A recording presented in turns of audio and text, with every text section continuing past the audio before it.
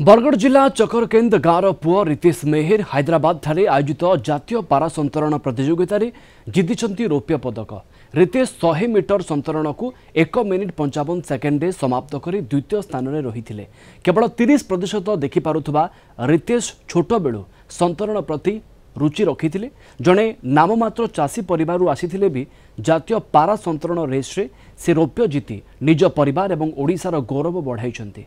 रितेश मेहेर को भेटी आम बरगढ़ ब्यूरो हेड महेंद्र कुमार साहू।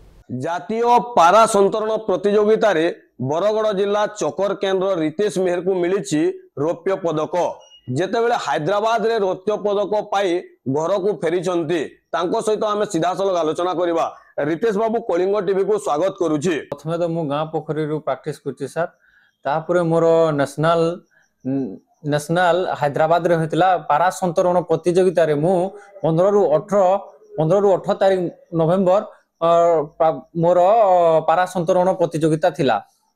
बहु राज्यरू आसीथिले पारा संतरण माने सेथिरे मु रौप्य पदक हासिल करिछि सर। रौप्य पदक हासिल करबा को मु जेते बेले फास्ट रो मोर इवेंट 7:30 रे हला रातिर मु बटरफ्लाई स्ट्रोक टा नेथिली। नर्वस थिला सत्वे भी मते कोच सर कहिथिले कि नर्वस न होबा पई मु से माडी चलीथिली, से आगो को माडी चलीथिली।